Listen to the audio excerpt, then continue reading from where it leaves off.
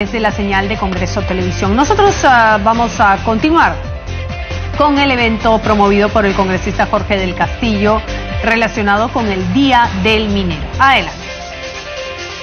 Contexto de estabilidad macroeconómico que permite aparentemente a poder atraer o poder interesar a los inversionistas a pensar en Perú como un mercado que es atractivo para atraer inversiones. La siguiente, ¿no?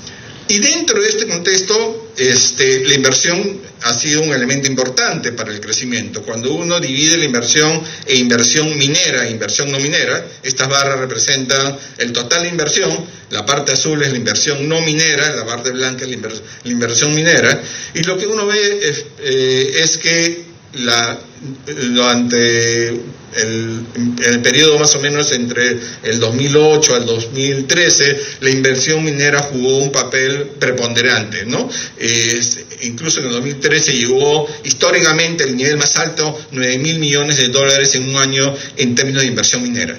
Sin embargo, luego del 2013 algo pasó, vamos a ver qué pasó, se redujo este nivel de inversión minera, pero digamos, partimos de un pico histórico de 9.000 millones de dólares en el año 2013, año que crecimos alrededor de 6%, la tasa más alta en todo este periodo de 2010 fue el año donde la inversión minera fue mayor. La siguiente, por favor.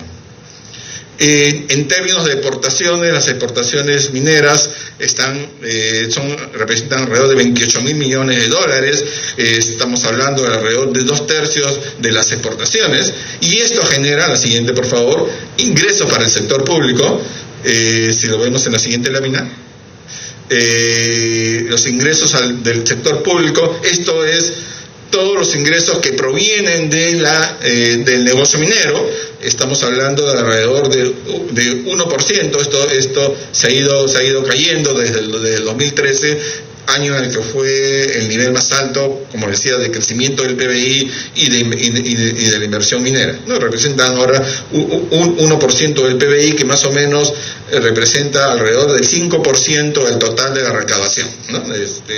que recibe el Estado. La siguiente.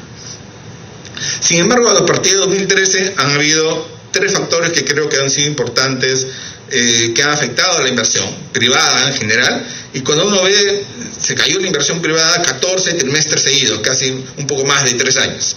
Y cuando uno se pregunta, ¿pero por qué se cayó durante 3 años la inversión privada? Y la razón es porque la inversión minera se cayó. Y la inversión minera se cayó con tasas negativas incluso a partir del 2014, básicamente por 3 elementos. Uno, porque los precios comenzaron a caer, los precios internacionales de los minerales comenzó a caer. Esto es algo cíclico, algo temporal. Había terminado un boom minero donde el precio del cobre llegó a $4 más o menos en el 2012. Estábamos hablando de precios mucho más bajos, de alrededor de $2.50 en ese momento. El segundo elemento era de que habían fuertes proyectos de inversión que estaban en la fase final, y como estaban en la fase final, obviamente las necesidades, los requerimientos de inversión eran cada vez menores, ¿no? Entonces, todos estos proyectos ya han entrado en operación, Toromocho, las Bambas, la ampliación de Cerro Verde, todos estos proyectos ya están en operación, no están, por lo tanto, en la fase de inversión, ¿no? Y luego, cuando los precios comienzan a recuperarse nuevamente, la inversión comienza a crecer. Pero el tercer elemento, que está en la parte superior, que también explica esta caída de la inversión a partir de 2013, es la pérdida de eficiencia. Y la pérdida de eficiencia tiene que ver con todos aquellos obstáculos que no permiten que la inversión efectivamente tenga un flujo que llegue a donde debería llegar, ¿no? Entonces, la siguiente, por favor. Y esta menor inversión, recuerden que habíamos conversado con la idea de un país que no invierte no crece. Esta menor inversión lo que afecta es el crecimiento potencial de la economía, es decir, hasta cuándo podemos crecer sin generar ninguna distorsión. En los mejores momentos de la inversión minera, el crecimiento potencial estaba cerca de 7%, es decir, podíamos crecer a un ritmo de 7% sin ningún problema. A los precios que están ahorita, al nivel de inversión que tenemos, el nivel del crecimiento de producto potencial está por debajo del 4%, alrededor de 3,7, 3,8%. Eso es lo que podríamos estar creciendo con los niveles actuales de inversión que tenemos. Querer crecer por encima de 4%, 5, 6, que a todos nos gustaría, sin que se generen otro tipo de mecanismos, sin poder resolver otro tipo de factores, nos llevarían a fuerte desequilibrio, ¿no? Nuevamente tendríamos déficit, tendríamos inflación, tendríamos una serie de cosas que no queremos. Entonces, cuando uno se pregunta, ¿pero por qué tenemos un menor crecimiento potencial? Uno es, efectivamente, decíamos, menores precios, de repente hay un poco menos de interés en invertir, pero los precios todavía, los costos de producción son mucho más bajos en Perú. En el caso del cobre están por debajo de $1 en muchas de las minas grandes, cuando el precio está cerca de los $3, por lo tanto, ya ese no es un factor preponderante permanente. Cuando uno comienza a ver, efectivamente, la inversión cayó un poco, la inversión privada, que es lo que hemos visto, pero el elemento que cae más es el tema de la productividad y es el tema de la eficiencia, es decir, cosas que comienzan a trabar las decisiones de inversión. Y en la siguiente comenzamos a ver, no se ve muy bien de repente hacia la vista de ustedes, pero los principales factores que, de acuerdo a esta encuesta de competitividad, es una encuesta que se hace anualmente, el índice de competitividad global, ¿cuáles son las razones por las cuales efectivamente los países no caminan? Y una de estas razones, entre las 5 principales, está el tema de todo lo que es la tramitología, por ejemplo, todo lo que es el tema de la educación, todo el tema del mercado laboral, el tema de los contratos, que tiene que ver con el tema del funcionamiento del Poder Judicial. Estos son los elementos que efectivamente comienzan a afectar. No solamente es un tema de precios, no solamente es un tema de que haya recursos naturales, es también un tema de que si esto no funciona, no vamos a poder seguir creciendo. La siguiente, por favor. Y cuando uno, por ejemplo, se pregunta en el tema de la tramitología, ¿cuántas normas que afectan al sector minero habían a comienzos del siglo? Habían alrededor de 12, 13, 14. ¿Cuántas hay al cierre del 2016? Hay más de 200, alrededor de 265 normas que de alguna forma legislan o como traban, de repente la palabra traban al sector minero. Entonces, ningún sector puede funcionar con 260 y tantas normas para poder sacar una licencia de funcionamiento, para poder operar, ¿no? La siguiente, por favor, ¿no? Todos los años, desde hace 5 años, en el Banco Central hacemos casi hacia fin de año un evento que le llamamos la encuesta minera, donde tratamos de congregar a tres grupos, a algunos CEOs mineros, congregamos a los consultores expertos en el sector minero y a los proveedores. Son 3 grupos distintos que están vinculados al sector minero. Les hacemos una encuesta, los reunimos, y algunas de las preguntas que le hacemos en las 2 siguientes láminas están relacionadas con esa encuesta. Y cuando les preguntamos cuáles son los principales riesgos que tienen los proyectos mineros, ¿no? El año pasado los 2 principales riesgos tenían que ver con el tema de la tramitología y con el tema de conflictos con las comunidades. Si uno hubiera hecho esa pregunta en los años anteriores, mencionaban el tema de los precios, el tema del financiamiento. Esos temas comenzaron a ir reduciendo, ya no eran importantes. La mitad de ellos respondió de que los dos elementos más importantes justamente es el tema de tramitología y el tema de conflicto con las comunidades. La siguiente, por favor. Y miren cómo ha sido la evolución de estos 2 elementos en las 5 encuestas que hemos hecho desde el año 2013. La primera es el tema de las trámites o la tramitología. Creció muy fuerte en el último año. Y el tema de las comunidades cada año ha continuado creciendo, ¿no? La siguiente, por favor.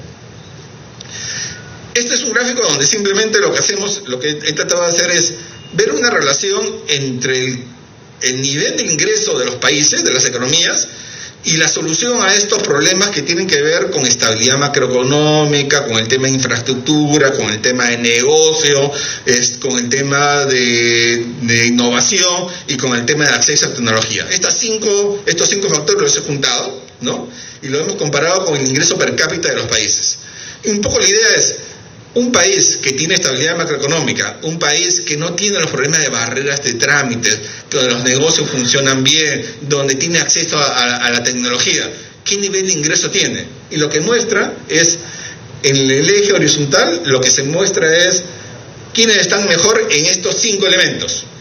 Y va de 1 hasta 7. 7 es el que está mejor en estos elementos, es decir, tiene menos trabas, hay mejor acceso a los negocios, tiene acceso a tecnología, hay estabilidad macroeconómica. El 0 es el que está súper mal. Y en el eje vertical están los ingresos per cápita de estas economías. Están todos los países del mundo en este gráfico que casi no se ve. Cada puntito es una economía. Y lo que se ve es que los países que efectivamente se han preocupado por resolver estos problemas en estos factores son los que tienen mayores ingresos per cápita.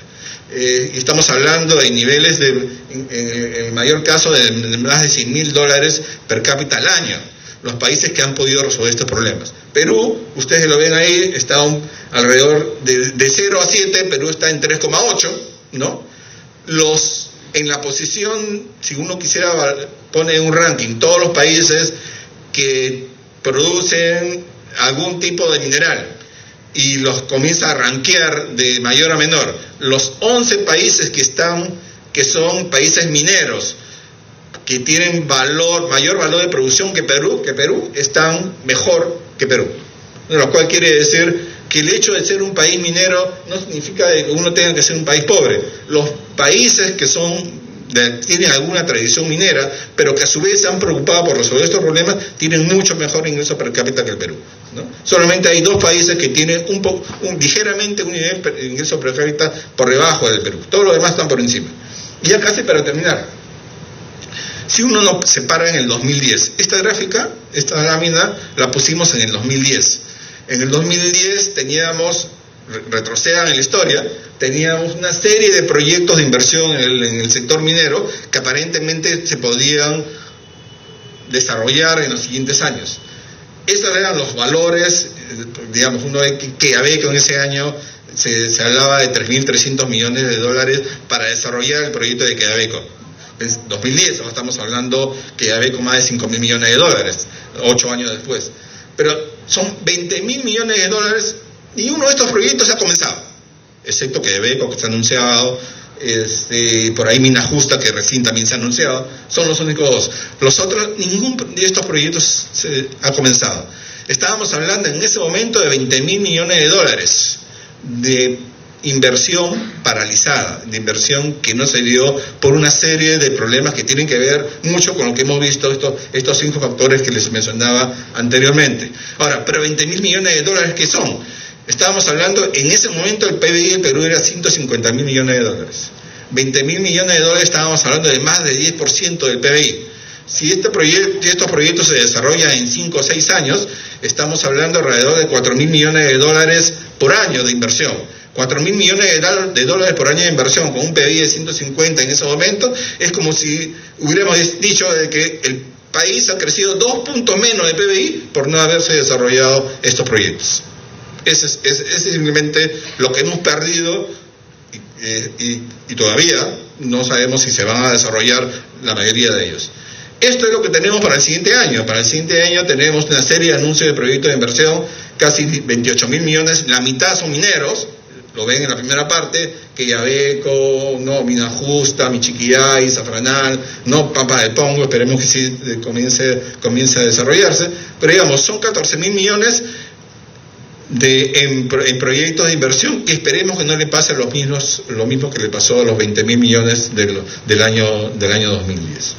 Y para terminar, entonces, esta es mi última lámina, para terminar es, la única forma de que el Perú pueda crecer por encima del 4%, que es el producto potencial actual, es no solamente aceptando que somos un país rico en recursos naturales, no solamente es suficiente la estabilidad macroeconómica, es necesario también llevar adelante una serie de reformas estructurales. Ahí el Banco Central ha planteado en su último reporte de inflación de septiembre una serie de reformas que cree que si se llevan a cabo es posible superar el nivel de PIB per cápita que queremos tener, o el nivel de crecimiento. Queremos crecer más allá del 4%, entonces comencemos a resolver estos problemas que tienen que ver educación, el tema de salud, el tema de traumatología, ¿no? Hay el tema del mercado laboral, hay una serie de elementos que creo que creemos son importantes. Muchas gracias.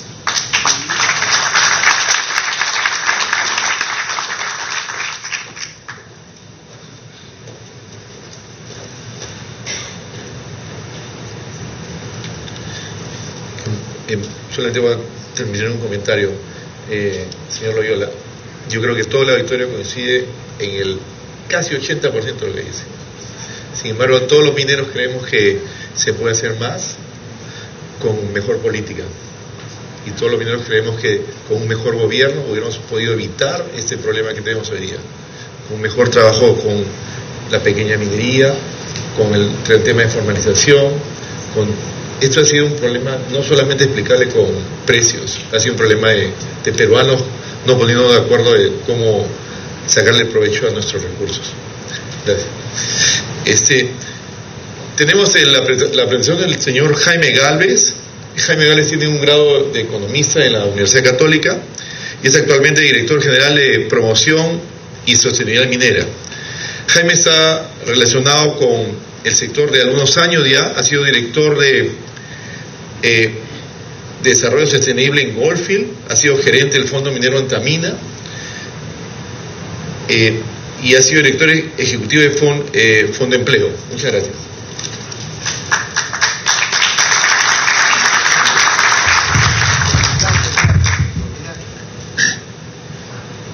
Bien, muy buenas tardes. Para mí va a ser un gusto poder comentarles un poco la estrategia del Ministerio para promover el sector minero.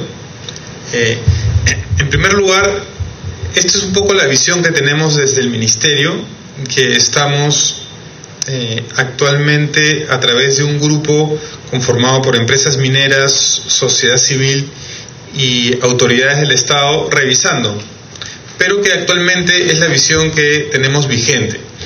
Lo que nosotros creemos es que, a pesar de que los permisos son atroces en el Perú, ningún proyecto se ha dejado de hacer porque le faltó un permiso, simplemente se han demorado. Pero sí hay proyectos que se han dejado de hacer porque han tenido conflictos sociales con las comunidades o por el ciclo económico que también complica en ocasiones el financiamiento de los proyectos. Por ejemplo, que Quellaveco cerró el 2011 su tema social y pudo empezar a construirse el 2012. Sin embargo, se está construyendo este año. Entonces, el tema del ciclo de precios también nos crea demoras que no se los podemos chantar todo al tema de la permisología, que sí, evidentemente es un problema grave porque puede retrasar proyectos por 2 o 3 años, lo cual es muy negativo para el Perú, ¿no? En esta visión, lo que nosotros buscamos es que la imagen de la minería para el resto del Perú, porque acá todos somos promineros, pero cuando salimos por la calle ya no es tan así, ¿no? Que la imagen de la minería cambie. Nosotros sabemos, porque estamos en esta actividad y porque hemos estudiado este tema, que la minería es vital para el desarrollo del Perú. Y me han encantado las palabras de don Celso Sotomarino, que nos ha contado a través de su experiencia personal su temprana vinculación a la minería, y que el Perú pues está bendecido geológicamente, y eso es una gran riqueza. Entonces, ¿cuál es el problema? En primer lugar, tenemos de que, a pesar de que la minería genera riqueza, muchas de las zonas alrededor de la minería, de los territorios mineros, tienen enormes brechas sociales, que en parte se han podido atender cuando hubo la época del aporte voluntario minero, en parte con los recursos del canon minero, pero a pesar de todos estos esfuerzos que han habido, continúa siendo notoria las brechas sociales a nivel de los entornos mineros. Entonces, el Estado, para poder apoyar la minería y que sea más aceptada socialmente, tiene que comprometerse a acompañar a las empresas mineras y a las autoridades locales y a las comunidades de las zonas mineras para ir solucionando estos problemas sociales. No puede hacerse el desentendido. En segundo lugar, hay un tema con deja nomás, porque para explicar el círculo, el resto lo vamos a pasar rápido, para que podamos irnos todos a almorzar a una hora prudente. Descentralización y fortalecimiento institucional. O sea, nuestro proceso de descentralización no funciona muy bien, digamos, ¿no? Entonces, si no corregimos esto, tenemos el lema que en una época había, canon simina ¿no? Entonces, tenemos muchas de las autoridades regionales y locales que viven de la minería enfrentadas a la minería, ¿no? Todavía no sabemos cómo se van a comportar los nuevos gobernadores o alcaldes que empiezan el 1 de enero, pero esto es un problema real. Muchos hacen su carrera política contra la minería, ¿no? Y lo hacen por estrictamente conveniencia, aunque saben que los recursos de sus presupuestos vienen en gran parte de la actividad minera. Un tercer problema que tampoco podemos negar es el tema ambiental. Y no porque la minería moderna actual contamine o tenga que contaminar el medio ambiente. Normalmente, salvo cuando hay accidentes, hay un gran control ambiental en la mayor parte de las operaciones. El problema es los pasivos ambientales antiguos, que están regados por todo el Perú y que también dan una mala imagen a la minería y en algunas zonas afectan la salud de la población. Entonces, el Estado quiere ponerse las pilas en la remediación de estos pasivos ambientales. Esta institución llamada Activos Mineros ha estado haciendo ya trabajos, pero el ritmo también es increíblemente lento. Desde que el Estado decide remediar un pasivo hasta que se terminan de hacer los estudios para remediar el pasivo, pasan 3 años. Entonces, a esa velocidad también no podemos ir muy rápido y tenemos que tratar de mejorarlo. Un cuarto tema es la promoción de buenas prácticas en actividades del sector. Nosotros creemos que así como en todo, hay mejores prácticas que tienen algunas empresas que otras, y que no todo el sector está a la altura de las mejores prácticas que hay en el país o que hay fuera del país para enfrentar los distintos problemas que tiene la minería. Entonces, una manera de que el mismo sector se ayude a sí mismo es si aprendemos unos de otros y promovemos las mejores prácticas que tiene el propio sector para resolver los problemas. Y por último está el tema de impulsar la competitividad y sostenibilidad del sector. Aquí está todo el tema de la permisología, aquí está todo el tema del exceso de trámites. Va a ser bien difícil volver a 12 trámites. No creo que eso sea posible, lamentablemente, en la circunstancia actual. Pero lo que sí podemos hacer es disminuir algunos y sobre todo lo que se puede hacer es disminuir los tiempos y que sean predecibles los tiempos y que haya lo que se llama la interoperabilidad de sistemas de la administración pública. En parte se ha avanzado con el SENACE. Ahora, cuando llega la solicitud al SENACE, esta llega en forma virtual e inmediatamente dispara a todas las instituciones que tienen que opinar sobre ese estudio de impacto ambiental.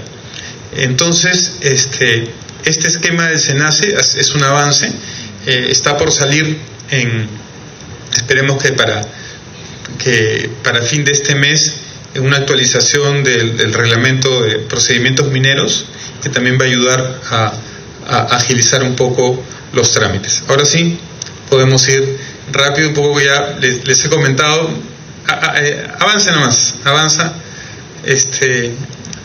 Quiero pasar al siguiente tema. ¿Cuál es la oportunidad?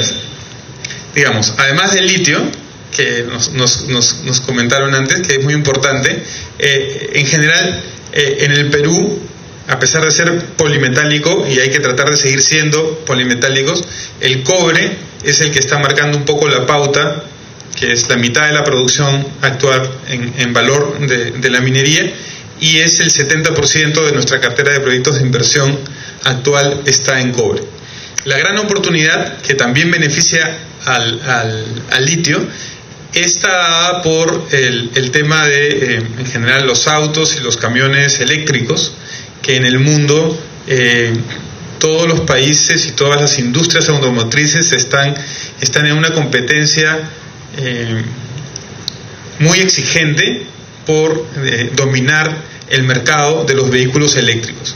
Y lo importante es que estos vehículos eléctricos, para el caso del cobre, consumen cada vehículo 3 o 4 veces más cobre de lo que consume un vehículo normal.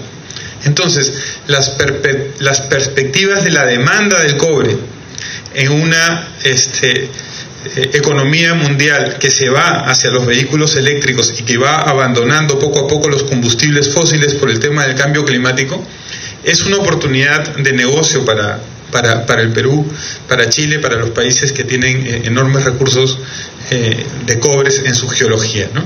Y el estimado de Wood Mackenzie para los próximos 10 años es que se van a necesitar cerca de 4 millones de toneladas de cobres adicionales a las que actualmente se producen en el mundo. Y la gran pregunta es, ¿en dónde se van a producir esas 4 millones de toneladas adicionales, ¿no? Entonces, el Perú tiene su cartera de proyectos y evidentemente puede conseguir parte de esta torta. Seguimos. Esto lo han dicho, pero algunas cifras simplemente para recordar lo que Celso nos decía, de que solo hemos arañado los recursos minerales de nuestra rica geología, ¿no? O sea, las concesiones mineras son 14% del territorio nacional, pero solo se explota el 1% de estas concesiones, no del territorio, sino de las concesiones, y se explora activamente el 0.3% de las concesiones. Entonces, nuestra riqueza geológica es muy vasta y recién estamos descubriendo una parte de lo que tenemos. Pasamos al siguiente para ver un poco las inversiones.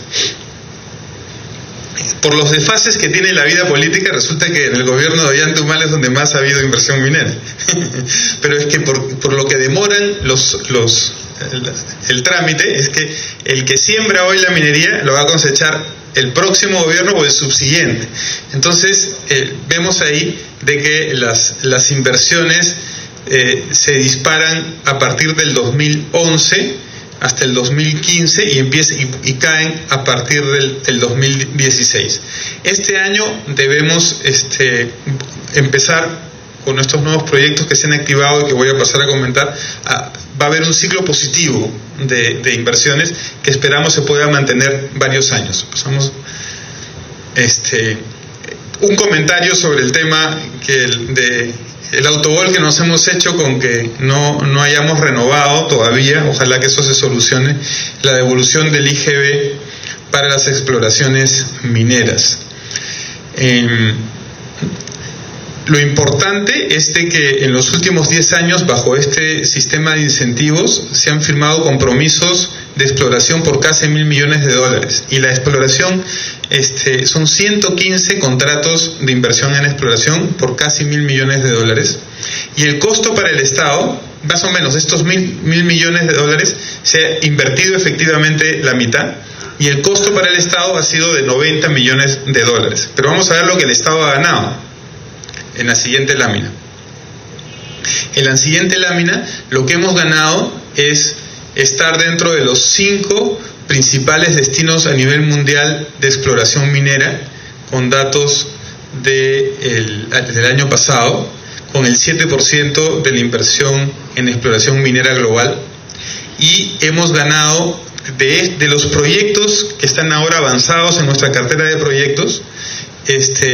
Tenemos 9 proyectos que se han hecho su exploración en base a estos contratos, que suman más de $10.000 millones, de los cuales uno ya está en producción, que es el proyecto de Hudbay, de Mina Constancia, y tenemos otro que está en construcción, que es el proyecto de Minas Justa.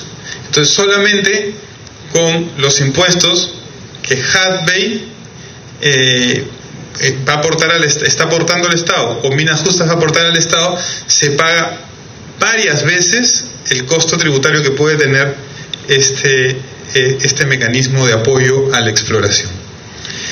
Si queremos verlo, $90 millones nos pueden permitir $10.000 millones en inversiones, y solamente con Hudbay, por Constancia y Mina Justa podemos tener más de $1.000 millones en ingresos tributarios en los próximos años. Seguimos al siguiente. La cartera de proyectos actualmente actualizada está en 59.000 millones de dólares con 48 proyectos. Hay algunos que no figuran en la cartera porque los mineros nos dicen no lo pongas porque me malogras la compra de tierras, me generas expectativas en las comunidades, o sea que algunos más pueden haber ahí que no hemos podido poner en la cartera, pero la gran mayoría está aquí. Lo que se nota es de que Cajamarca es un gigante dormido, ¿no? Gracias al tema, debido al tema político, ahí se nos han congelado muchísimos grandes proyectos mineros. La granja que estuvo en la presentación anterior en 1.000 millones, en verdad su precio actualizado del proyecto de la granja son 5.000 millones de dólares, multiplicado por 5. Es un gran proyecto. Está, aparte Conga, que está el proyecto de Lumina, está el proyecto de Michiquillay. Hay un gran potencial minero, es el 30% de la cartera de proyectos que tenemos actualmente. En segundo lugar está Apurímac. Apurímac está lleno de proyectos mineros. O sea, la presencia de las Bambas y muchos exploradores junior que han habido en Apurímac han desarrollado muchísimos proyectos en Apurímac y estamos hablando de 17% de la cartera. Está Moquegua, pero donde ahí Quellaveco es dominante con el 10% y está Arequipa con el 9%. Entonces, tenemos una cartera muy diversificada de proyectos mineros en distintas regiones, pero la concentración actual de la cartera está Cajamarca, Apurímac, Moquegua y Arequipa. Seguimos al siguiente. Estos son nuestras propias proyecciones, ojalá acertemos o nos quedemos cortos, de lo que va a ser la inversión minera en los próximos años. En el caso de minería, hay una inversión que se tiene que hacer necesariamente para mantener los niveles de producción y para reponer reservas. Nosotros consideramos que ese nivel de inversión está alrededor de los 3.000 millones de dólares. Es decir, si cada año no invertimos 3.000 millones de dólares, lo que vamos a hacer es, nos vamos a ir comiendo la mina y la producción va a ir cayendo año a año. Todo lo que pongamos por encima de los 3.000 millones de dólares sí nos permite aumentar la capacidad productiva del país en su minería, ¿no?